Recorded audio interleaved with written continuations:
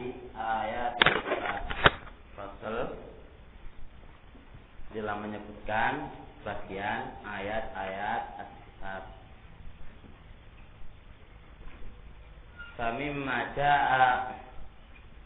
Famimma maka termasuk apa-apa ja'a yang datang min ayat sifat dari ayat-ayat sifat adalah qaulullah, perkataannya Allah, wa yabqa wajhu rabbika, dan tinggallah wajah Rabb kamu. Di sini Allah memiliki apa? Wajah. Sifatnya Allah memiliki wajah. Wa yabqa wajhu rabbika, tinggallah wajah Rabb kamu. As-sifatu sifat allati dzakaraha al-muallif, yang disebutkan oleh muallif, min sifatillahi, dari sifat-sifat Allah. Dzakaral muallifu, telah menyebutkannya muallif rahimahullahu taala, semoga Allah merahmatinya, min sifatillahi, dari sifat-sifatnya Allah, as-sifati al-atiyata, sifat-sifat yang akan datang. Jadi musannif menyebutkan beberapa sifat yang akan datang. Sifat apa? Sifat-sifat dari sifat-sifatnya Allah. Di as-sifatiku mafrubai. Jadi musannif telah menyebutkan as-sifati, beberapa sifat, al-atiyata, yang akan datang.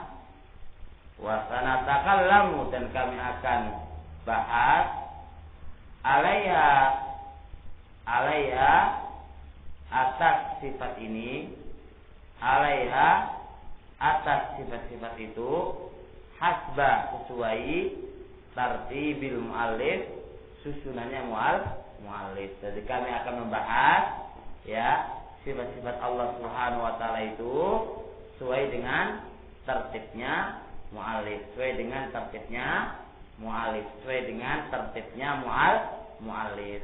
Jadi akan dibahas oleh beliau sesuai dengan tertibnya muallif rahimahullah taala. Hasba saya hasba, bilang apa tadi? Hasba. As-sifatul ula, sifat yang pertama yang dibahas ini adalah al-wajhu, wajah.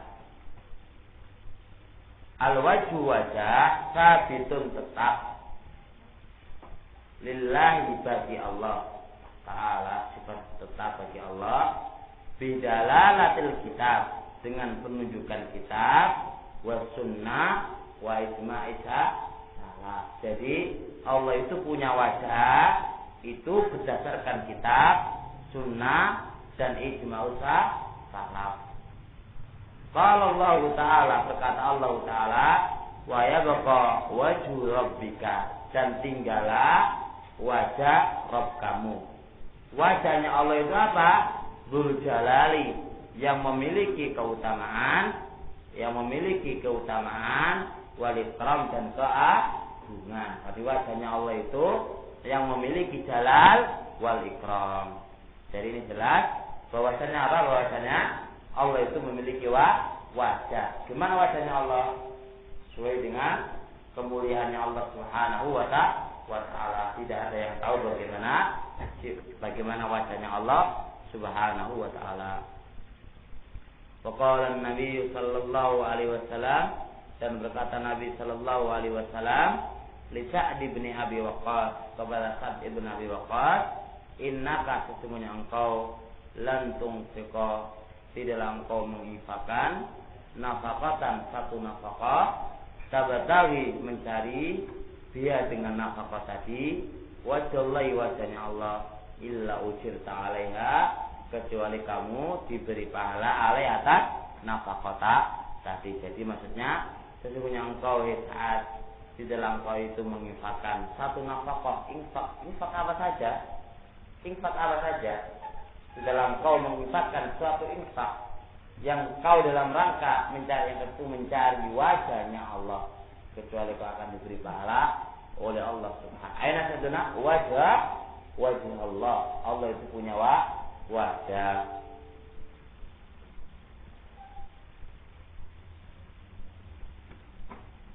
Jelas ini insyaallah. Jelas. Wa ajma'at salafu dan telah sepakat ulama salaf ala isbatil wajhi lillah, tetapnya wajah bagi Allah Subhanahu wa taala, tetapnya wajah bagi Allah Subhanahu wa taala. Jelas? Ini ulama telah sepakat. Fa yajibu maka wajib isbatuhu, menetapkan wajah itu biduni tahrif, dengan tanpa tahrif menyelewengkan, wala ta'til dan meninggalkan, ya, menganggurkan, wala tab'if wala membagaimanakan, wala tamtsil dan tanpa memisalkan. Wa wajhun dan dia adalah wajah hakikiyun, yang hakiki bener, wajah beneran, wajah beneran, tapi itu yaliku billah, sesuai dengan Allah Subhanahu wa ta'ala, bukan sesuai dengan makhluk, sesuai dengan Allah Subhanahu wa ta'ala. Waqad fassarahu ahlu ta'til bis-shawab. Ahlu ta'til, biasa ahlu ta'til kayak Mu'tazilah, kayak Jahmiyah dan yang lainnya itu mentafsirkan wajah ini dengan pahala. Jadi ini sebagai yang membaca terjemahan itu misalnya, siapa yang mencari wajahnya itu apa? Pahalanya Allah. Itu termasuk apa? Ta'til. Kalau aku melihat wajah diartikan pahala, berarti termasuk jatuh dalam kelompok ta'til. Alu ta'til, kelompok-kelompok sesat, kelompok-kelompok yang keliru, kelompok-kelompok yang keliru. Makanya lihat para khutbah itu kan, lihat para khutbah itu, anak punya kesimpulan ya Mas, kesimpulan yang keliru atau salah. Orang-orang yang pintar khutbah itu ternyata kesimpulannya setelah lama dipikirkan para khutbah yang khutbah itu, ternyata intinya mereka kebanyakan dari semua kita mau terjemahan ya, tapi pinter apa? Pinter pidato nutuk wae, intinya ngono. Nah gitu kan, intinya ngono ternyata, karena saking terlalu kebiasaan dong, jadi pinter menerjemahkan itu kok alat terjemahan juga ada.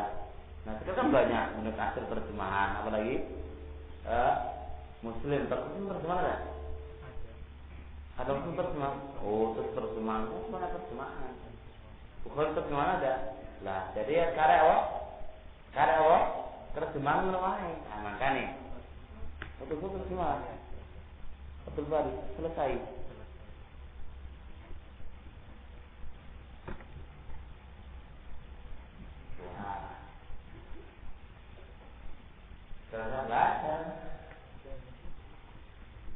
Kalau sekarang tambah satu lagi, apa?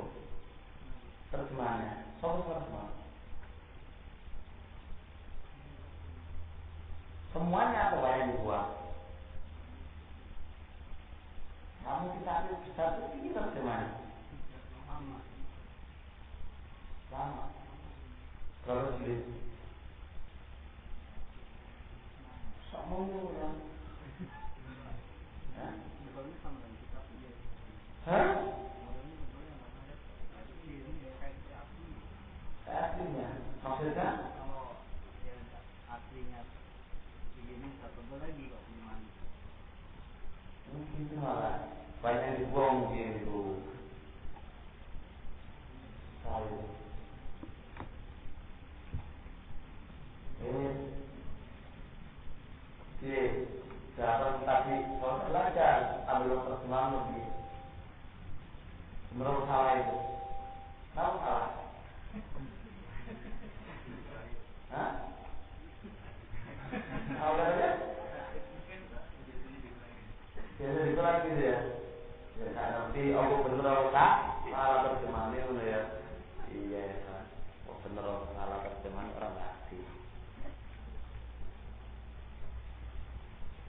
Wa naruddu alaihim, dan kami akan bantah mereka ini bima sabaqa, dengan apa yang terdahulu, Rabi'ah, kaidah yang keempat. Pada kaidah yang keempat yang terdahulu kan al-qadahnya. Bayo. Khilaf nusus itu khilaf asma salat terus dan lain-lain gitu ya. Dan lain-lain terus lewat ya. Laisa dalil. Jadi Islam kaidah yang keempat kemarin. Wa qaulu subhana bal yadahu mabsutatan. Sifat yang kedua, bahkan kedua tangan Allah itu mabsutatan, dibentangkan. Sifat tsaniyah, sifat yang kedua min sifat al-yadani, dua tangan itu min sifatillah, termasuk sifat Allah punya dua tangan. Lain yang ditetapkan oleh Maksud Hasan. Kalau Syekh Maksud Hasan mengatakan Allah punya tangan, jangan ditetapkan berapa tangannya. Maksud Hasan termasuk yang dikritik oleh dia adalah ini. Padahal Ahlussunnah itu menetapkan semuanya apa? Dua tangan min qadim sampai sekarang mereka menetapkan ada dua tangan bagi Allah Subhanahu wa taala. Al-yadani min sifatillah sabitati lahu kita salat, dua tangan termasuk sifat Allah yang tetap berdasarkan kitab sunnah oleh Rasulullah. Qala Allah taala bal yadahu mabsutatan. Bahkan kedua tangan Allah itu dibentangkan. Ini apa? Bantahan kepada orang salah, orang Yahudi yang mengatakan apa? Tangan Allah terbelenggu. Wa qala an-nabi sallallahu alaihi wasallam yaminullahi mal'ah. Tangan kanannya Allah itu mal'ah, penuh dengan kekayaan. Mal'ah. Tangan kanannya Allah itu mal'ah, penuh dengan kekayaan. La yaghibuha nafaqatun. Nafaqah, ya nafaqah, tidaklah menguranginya kekayaannya Allah. Sama seperti nafaqah yang Allah infakkan setiap hari gitu kan. Seluruh dunia dari awal sampai akhir itu enggak kurang kekuasaannya Allah. Sahaul laili wan nahar. Apa sahaul laili wan nahar? Sahaul laili wan nahar. Nafaqah sahaul lail. Sahaul lail apa? Seperti air yang dituangkan. Subbal ma, air yang dituangkan baik di waktu pagi maupun di waktu malam. Siang dan malam dituangkan. Ya, di nafaqah yang dituangkan di waktu malam dan siang dan malam itu enggak kurang sedikit pun. Di tangan kanannya Allah, di tangan kanannya Allah. Berarti kan ya, bukan apa-apa, di tangan kanannya Allah Subhanahu wa taala. Berarti apa?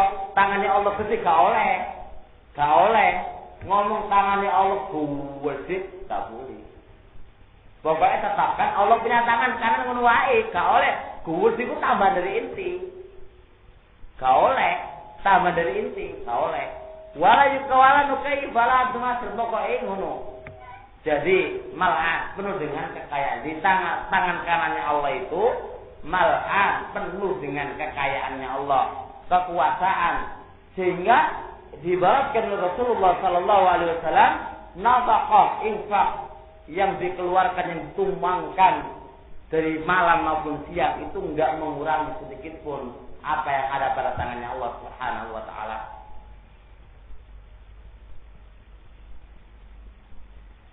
Baik, ila qaulihi biyadil ukhra, di tangan yang lainnya, yang lainnya itu adalah al-qabdu, menggenggam.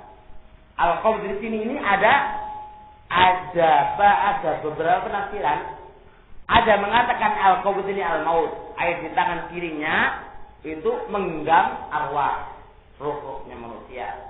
Yaitu bisa yarfa wa yaqfar, bisa mengangkat air mencabut dan bisa menurunkan. Itu tangan kirinya Allah Subhanahu wa taala. Ada yang mengatakan apa ya kan? Qabd itu adalah menggenggam dalam artian mengukur ukuran rezekinya makhluk. Ngerti kan? Yarfa wa yakhfad.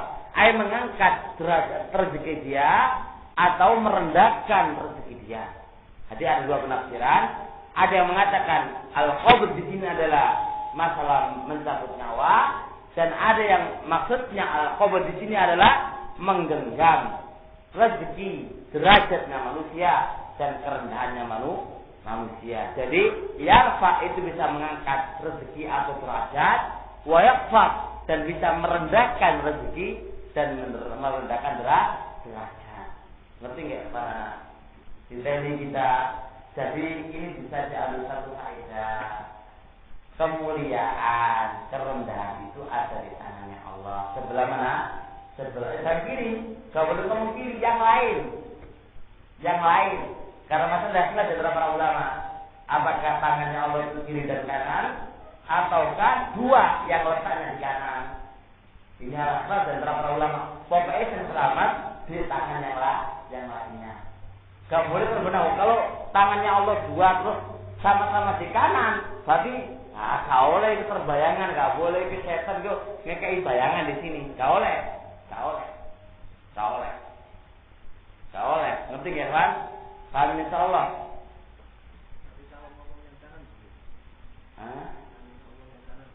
Ya, kalau kanan mau dalili. Boleh. Kalau kiri ini kan. Ini yang dibacakan oleh guru anak Yasin, guru dulu Yasin ngasir, ada Tohawiyah hadis lemah. Jadi ada juga hadisnya wakilah yamin. Pokoknya ada hadis yang saling bertabrakan ini. Yang kiri adalah lemah.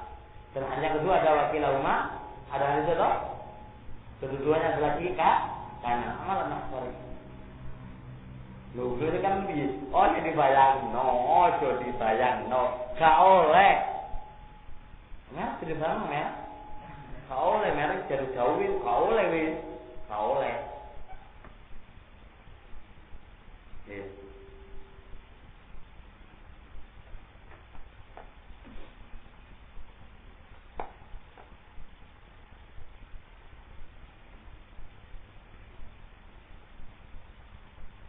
Wa ajma'a salafu dan ulama salaf telah sepakat ala isbatil yadaini tetapnya dua tangan yaitu ulama salaf telah sepakat ada dua tangan. Nah, ini termasuk praktik kritiknya yang masyhur ini.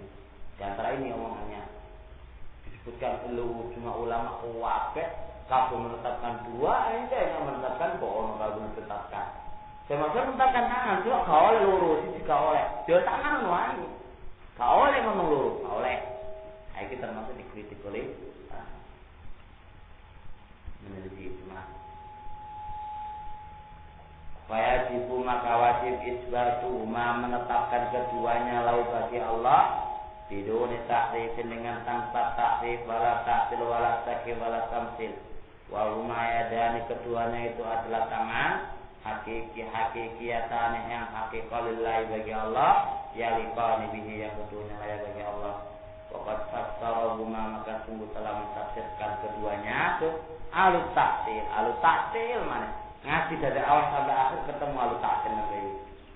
Nah, alut taktil mengatakan bin nikmah itu dua tangan cak nikmat. Nah, kalau artinya nikmat mosok Allah dua nikmat sawangane saja. Kalau dua tangan diartikan nikmat, berarti Allah hanya punya dua nikmat. Kok lemah kali Allah punya dua nikmat ya sawangane. Awil pudra atau putro, masa Allah dua putro tok. Lah menang Qasim punya beberapa kekuatan batin lahir. Apa mana gitu? Lahir batin dan seterusnya itu.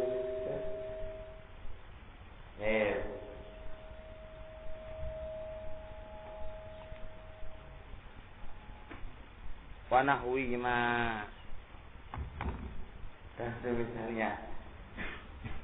Wanarudu alaihim dan kami akan bantah mereka ini bima sabaqa fil qaidah rabi'ah qaidah yang keempat kemarin disebutkan Dibantah lagi wa biwajhin rabi'in, dan segi yang keempat yang akan membantahnya. Anna siyaq, bahwasanya dalam siyaq konteks mayamna'u, apa-apa yang mencegah tafsirahuma, ditafsirkan keduanya bidzalika, apa dengan apa dzalika, dengan nikmat atau kudroh qat'an, secara pasti. Jadi siyaq kalam, konteks kalam itu mencegah untuk nggak bisa ditafsirkan seperti itu. Kayak gimana? Kakau diterima kolak tu biadaya. Ini konteks ayat nggak bisa diartikan apa? Dua tangan ya. Terhadap apa-apa yang aku telah ciptakan biadaya, dengan apa? Dengan dua. Maksud aku ciptakan dengan dua kudroku.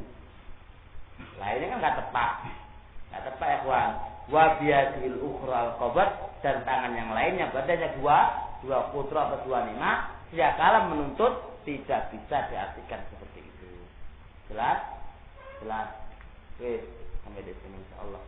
Subhanallah wa bihamdik, asyhadu an la ilaha illa anta, astaghfiruka wa atubu ilaik.